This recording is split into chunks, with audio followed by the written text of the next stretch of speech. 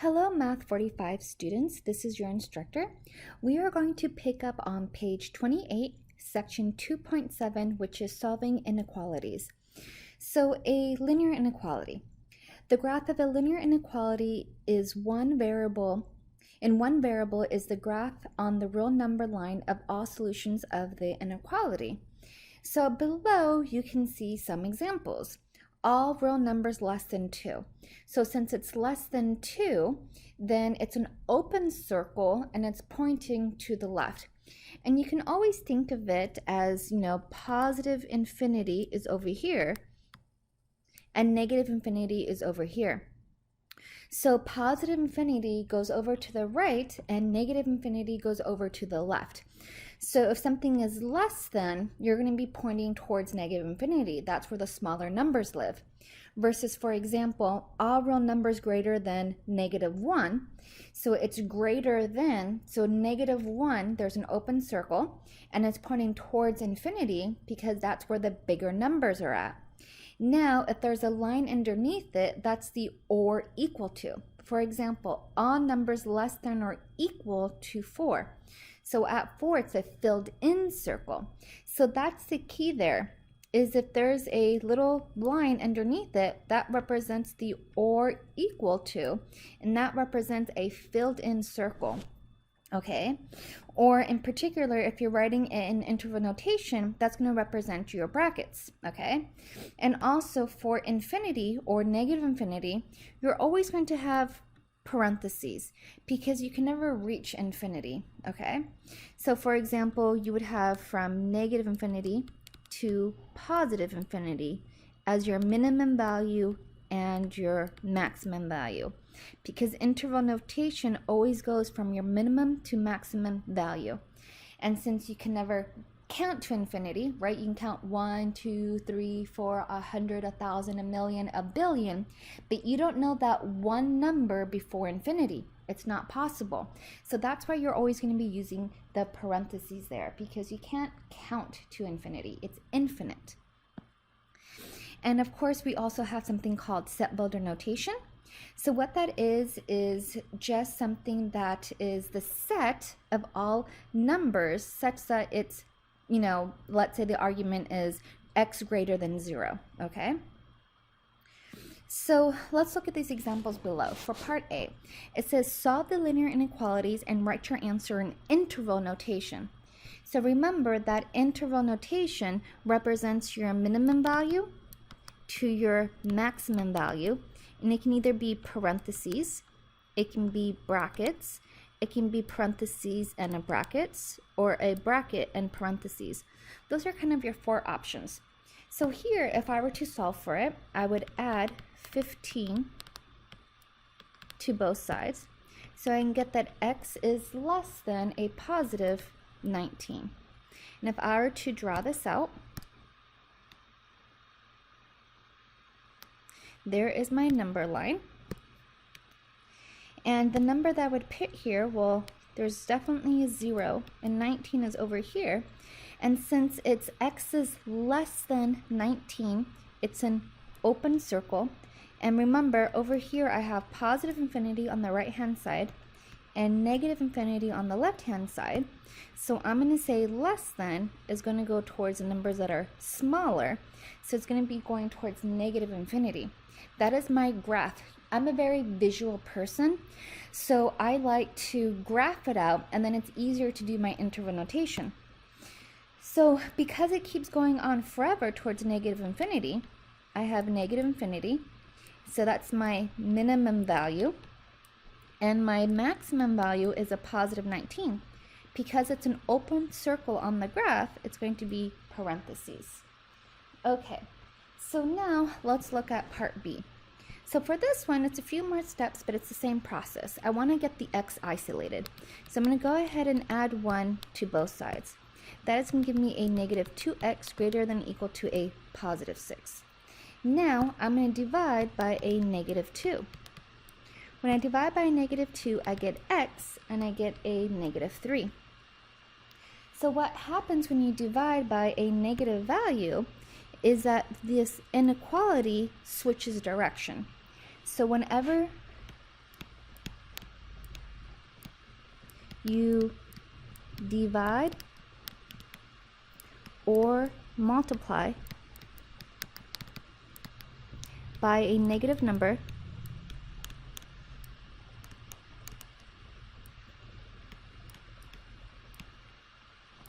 the inequality symbol flips.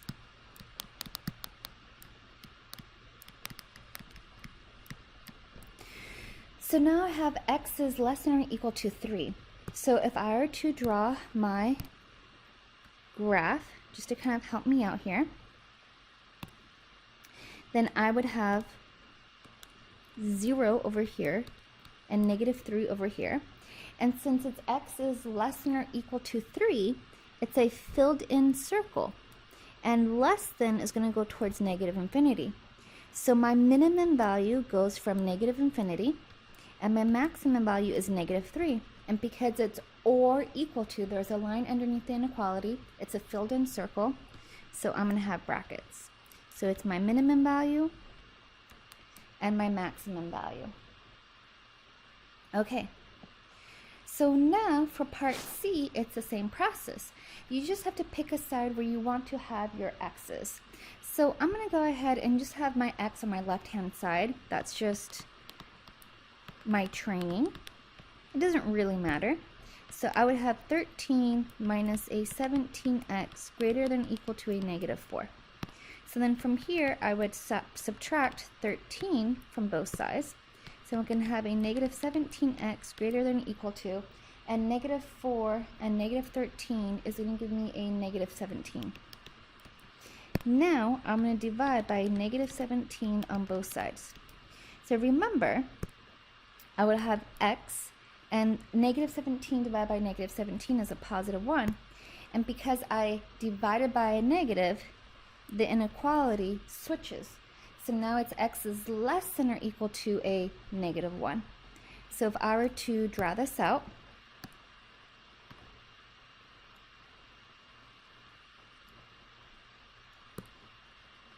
oops, let's try that again. So just to draw it out, I would have 0 here and 1 here. There's an or equal to, there's a line underneath the inequality, and I'm facing this way. So my minimum value goes from negative infinity to positive 1, and it's a bracket at positive 1. And for part D, I'm just going to go ahead and skip that because it's just a lot of fractions, and there's a lot to do in this section. I would rather continue with our compound inequalities. So here for the compound inequalities, remember your goal is to get the x by itself. So what I'm going to do to isolate the x, I'm going to subtract by 2 on each side. So now I will have a 1 less than or equal to 2x less than or equal to a 4. From here, because 2 is being multiplied by x, to break that, the opposite of multiplication is division. So now I have 1/2 is less than or equal to x less than or equal to 2. So again, I like to be a very visual person, so I'm going to draw that. So what that looks like is I have a 1/2 and a positive 2. They are both filled in circles because it's or equal to. So x is bigger than 1/2, so that goes this way, and x is smaller than 2. So it's everything being squished in between those two numbers. So I can say that my minimum value is 1/2. I have a bracket. My maximum value is 2, and there's a bracket. Okay. Now for part B, what's different about this one is that there's an x in all three parts. So notice how here, x is in the middle. And in this one, you have x in all three sides. So that's the huge difference here. So when you have x on all three of those sides, what you want to do is you actually want to split it. So you're going to say that this is going to be 3 plus x greater than 7x minus 2. And you're also going to have 7x minus 2 greater than 5x minus 10. So that is how you split this, okay? So you take the first two and you take the last two. You just copy it exactly how it is. So now you're trying to get the x by itself. So let's see, maybe you would want to subtract the 7x from both sides. So when you do that, you get 3 minus 6x is greater than negative 2. And then you're going to subtract 3 from both sides. So then you get negative 6x is greater than negative 5. And then from there, you're going to divide by a negative 6 on both sides. So you get x, and remember, you divided by a negative, so now x is less than a positive 5 over 6. And don't forget, you have your second part. For the second part, again, you want to get the x by itself. So maybe you want to subtract 5x from both sides. So that way you can get a 2x minus 2 is greater than a negative 10. So now I'm going to add 2 to both sides. So now I have a 2x is greater than a negative 8. Now I'm going to divide by 2, divide by 2. So then x is going to be greater than a negative 4. Okay? So let's think about this.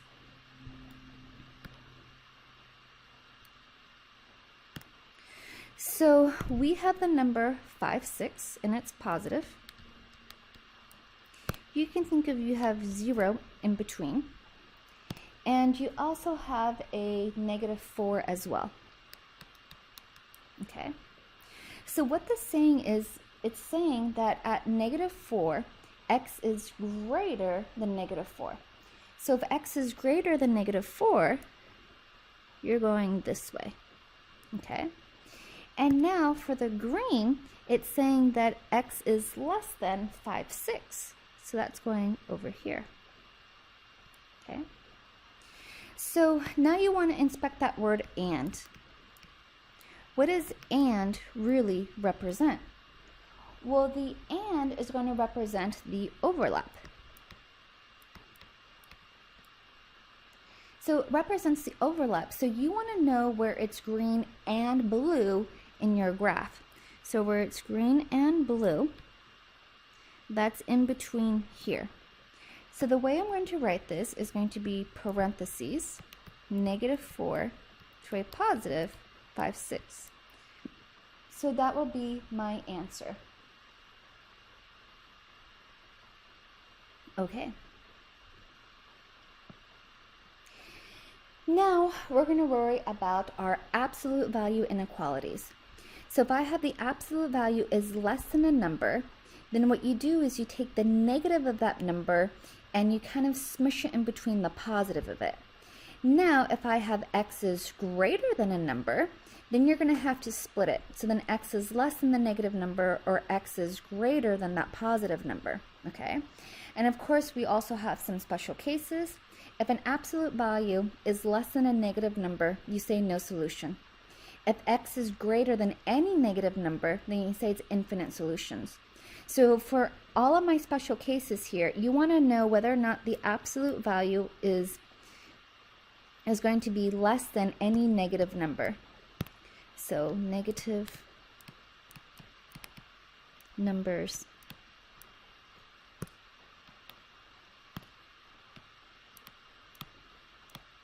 Beware.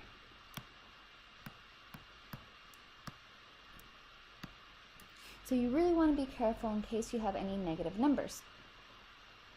So let's go ahead and think about this. So for the first one, I have the absolute value of x minus 1 is less than or equal to 3. So you might be thinking, okay, I have to look at the direction of this inequality. That's going to be less than or equal to. So I'm looking at this over here. So this is the way that I want to break it down. So the way I'm going to break it down is that 3, I'm going to take the negative value of it. So that's negative 3. And it's going to be less than or equal to. And that x is everything inside of the absolute value. So it's x minus 1. And it's going to be less than or equal to the positive of that number, which is my positive 3. So now from here, I just have to solve for this. So I'm going to add 1 to all of my sides. So that is going to give me a negative 2 less than or equal to x less than or equal to a positive 4. And again, if you are a visual person, you can definitely 100% graph this if it makes you feel any better. So you can see this as a negative 2 and a positive 4 filled in circles because it's or equal to. So my final answer is going to be bracket negative 2 to a positive 4 bracket. Okay. All right. So now for my second example. My second example, I have an absolute value, but then it's a plus 1. We don't want that plus 1. We want to go ahead and isolate the variable. Isolate the absolute value. So before I even look to see which equation I'm going to be using, I have to subtract the 1. So always simplify and isolate the absolute value before you apply any rules. So you'll have a 2x plus 1 greater than or equal to a positive 5. So now I can look at the way this inequality is facing. It's facing this way. So this is the rule that I'm going to be using. So I'm going to split it. So it has the thing inside the absolute value. So a 2x plus 1 is less than a negative 5. And it says or. And it says the thing inside the absolute value, which is a 2x plus 1, is greater than a positive 5. So that is how I'm using that rule. So now I have two different mini equations, which is fine. So now I solve each one. So I'm going to subtract 1. So I can have 2x is less than a negative 6. Then from there, divide by 2, divide by 2. So I can get x is less than a negative 3. And of course, I still have this or business. So I'm going to subtract 1 from each side. So I can have 2x is greater than 4. From there, divide by 2, divide by 2. So I can have x is greater than a positive 2. And of course, if you're a visual person, please feel free to draw it out. Let me make that a little bit nicer for you.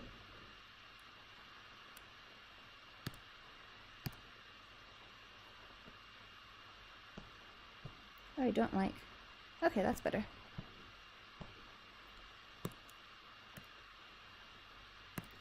So then I have a negative 3 and a positive 2. At negative 3, it's an open circle going towards a negative. At x is equal to 2, it's positive going, and it's bigger. So it's split. So my minimum and my maximum values, because I have the word or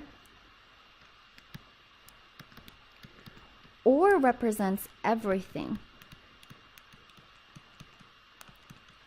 Or better yet, the union. So when I write this as my final answer, I'm going to say this goes from negative infinity to negative 3. Union, that's that little symbol union, to my positive infinity. So this is different because I have two intervals. Negative infinity to negative 3, union 2 to positive infinity. Okay. And oops, I did one small error, but it's easy to fix, okay? So I'm looking at this and I didn't realize that this is or equal to. So I really should have had or equal to underneath all of these. So because it's or equal to, it's going to slightly change, meaning these are going to be filled in circles and these are going to be brackets. So hopefully you guys understood that. So when I copied the problem down, I forgot the or equals to, which is the line underneath the inequality. That means it includes that value. So if there's a line underneath it, it means it's a filled-in circle, which tells us we're definitely going to be having brackets for our interval notation. And it still goes from your minimum value to your maximum value. So smallest value to your biggest value. Now what we want to do is we want to go ahead and try to do this on our calculator. So let me just go ahead and pull up the calculator here. So what I did is I actually just wrote out the calculator steps, that way you can follow along with me. So I'm going to bring up my calculator. Let's try that again. There we go. Now we can see everything. So I have the equation. It says solve negative 1/2 absolute value 4x minus 5 plus 3 less than 0 graphically. So graphically, as it says in the parentheses, means using your graphing calculator. Remember, Math 45, it's 4 units. That 1 unit is because you're supposed to be able to use your graphing calculator. So, okay, so following the calculator steps. So it goes to the y equals. So I'm going to go to the y equals, it's up on top. So now that I'm there, I'm going to input my equation. So to input the equation, I have a negative. And I'm going to plug in my fraction, so that's alpha y equals. And I'm going to press enter, and it's a 1/2. Then I have an absolute value, so I'm going to go to math, number, and the abs is the absolute value. So now I'm going to have a 4x minus 5. And I'm going to press the arrow button that goes to the right. And I'm going to have a plus 3. So now my equation is inputted into my calculator. So now I'm going to go to step 2. Step 2 says to press the zoom button. So zoom is up on top. Now I'm going to go down to number 6. Notice how number 6 says Z standard. So I want to go to Z standard. And I'm going to press enter. So that is actually the graph. That is the graph of that equation I just inputted. So now what it wants me to do is it wants me to find my zeros, okay? So I want to know exactly where it is on the x-axis that it's equal to 0. So in order to do that, I'm going to go ahead and do step number 4. So I'm going to go to second, trace, and it goes to 0. Now I'm going to press enter. So what you want to do is you want to go somewhere below the x-axis. So see how it says left bound? It just means, hey, go to the left of the x-axis or go below it. So I'm going to press enter. Right bound means I'm going to go somewhere above the x-axis. So somewhere to the right, okay? So I'm going to press enter, and then I'm going to press enter again. So it tells me that that 0 is a negative 0.25. Perfect. So now I know exactly where that 0 is according to my calculator. So I'm going to go ahead and draw this out. So I have my graph, I have my x, and I have my y. And what it looks something like this. And I know that this point right there, which is my 0, is a negative 0.25. So that's what I just calculated. So now I want to figure out my other 0. So to calculate my next 0, I'm going to do the same steps, except I'm going to do it for the other x-intercept. So I'm going to go back to number 4. I'm going to go to second, trace. I'm going to go down to 0, press enter. And now, since I want the other x-intercept, left bound is going to be slightly above the x-intercept, right? It's to the left. So I'm going to press enter. See how it says right bound? So I'm going to go down below. That's going to be the right. Press enter. And it says guess. So I'm going to press enter again. So it tells you now that my next 0 is 2.75. So that's perfect. Now I know exactly the value of my other 0. It's 2.75. So I'm going to go ahead and draw that out. So it was a 2.75. So those are going to be my zeros. So you can think of it as your x-intercepts are now your zeros. That's going to be the language here. So if you specifically want this graph to indicate when it's going to be less than 0, so notice here, the equation, right? It specifically says less than 0. Well, if something is less than 0, that means you're looking for your negative y values. So that means I'm really looking here and here. So I want to describe what's happening for those negative y values. That's what it represents for this graph to be less than 0. When is this graph have negative y values? That's why it was so important to find the x-intercept or our zeros, because anything below that would be negative. So I'm going to rewrite this. So my values are going to be from negative infinity to a negative 0.25, and it's going to be parentheses union, and I have a 2.75 to positive infinity. So this represents when the graph has negative y values, okay? So that is how I do that graphically. Okay.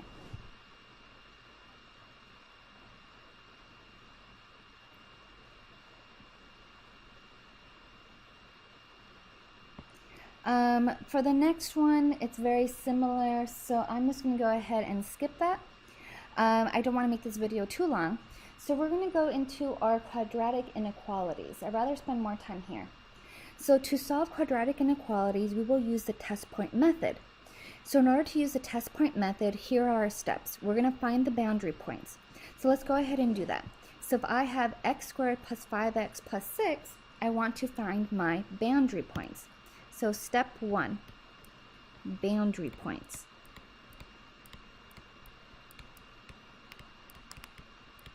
And what you do for the boundary points is you set equal to 0. So, okay, so I'm going to have x squared plus 5x plus 6 is equal to 0. So now to solve for this, I can factor.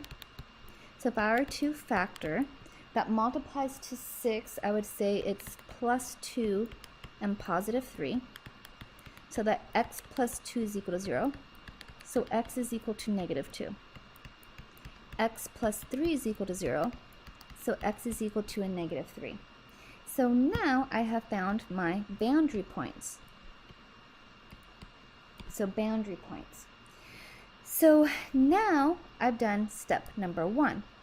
For step number 2, it says place the boundary points on a number line and test the intervals between them. So, okay, let's go ahead and do that. So this is step number 2.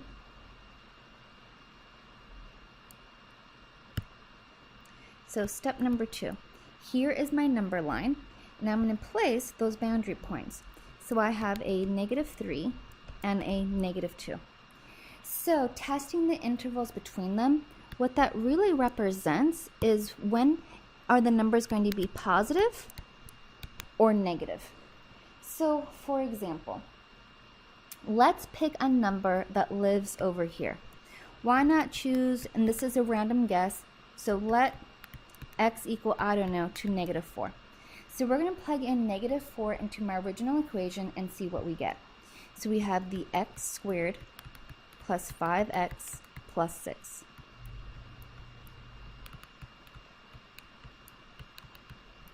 So if I were to plug in negative 4 into this, let's see what we get. So let's go ahead and do it on my calculator.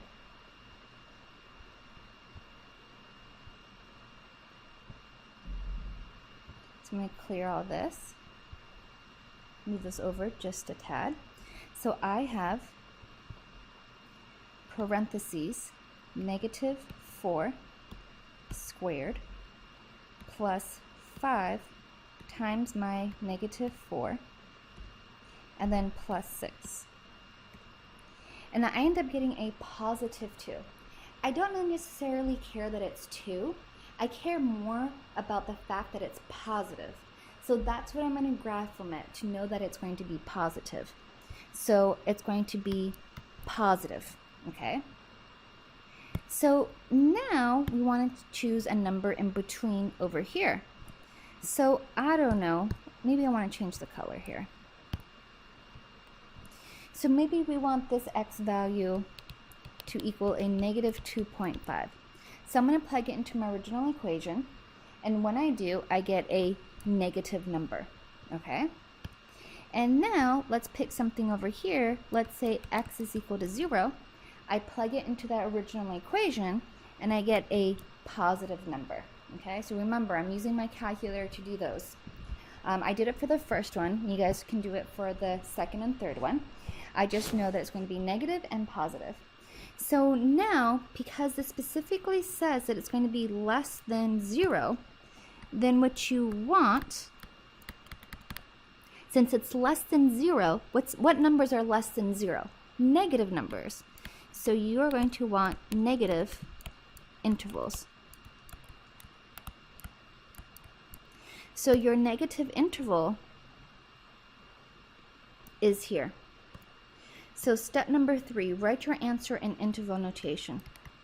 So it looks like my smallest number is negative 3, and it goes to negative 2. So that would be my final answer, from negative 3 to negative 2.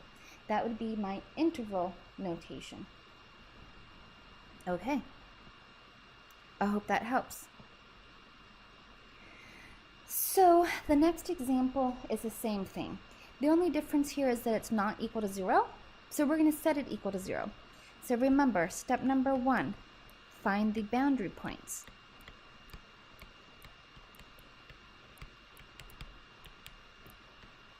So I'm going to have the x squared plus 5x greater than or equal to, or better yet, equal to 14. So I am going to subtract 14 to both sides. And when I do that, I get x squared plus 5x minus 14 is equal to 0. So from here, I can factor. So two numbers that multiplied as 14 is 7 and 2. To get that positive 5, it would be a positive 7 and a negative 2. So x plus 7 is equal to 0. So x is equal to a negative 7. X minus 2 is equal to 0. So x is equal to a positive 2. So now I have negative 7 and positive 2 as my boundary points. So for step number 2, I'm going to graph this on the number line. So if I were to graph this on the number line, then I have my values at negative 7 and positive 2 as my boundary points. So now I'm going to, remember, test the intervals between them. So this is where I figure out whether it's positive or negative. So I don't know, maybe this first one, we're going to let my x equals to negative 8. So that equation that I have is x squared plus 5x minus 14. So I have x squared plus 5x minus 14. So in this case, what I'm plugging in is negative 8. So let's grab my calculator. So I have a negative 8 squared. Oops, where did that go?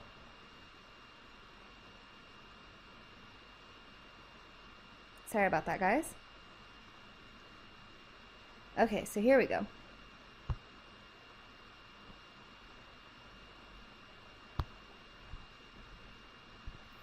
And I had a negative 8 there. Okay, so back to the calculator. Negative 8 squared plus 5 parentheses negative 8 and then minus my 14. So when I press enter, it's going to be positive. Perfect. Now I know what that first interval is going to be. It's going to be positive. So I'm going to say that this is positive. Now I need to choose a number in here. So let's say x is equal to 0. So instead of plugging in negative 8, what I'm plugging in now is going to be a 0.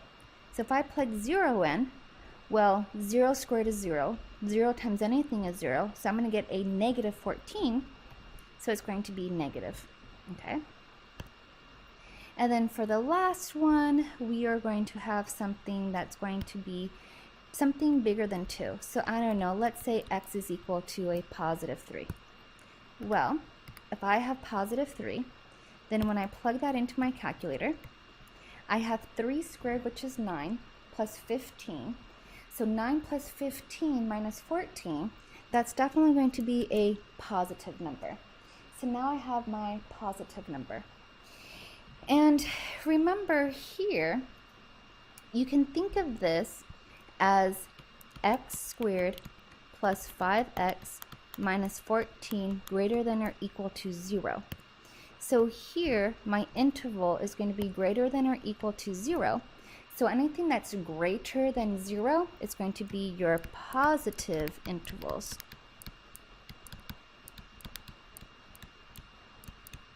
And it's because there's a line underneath it that I'm going to use brackets as my answer.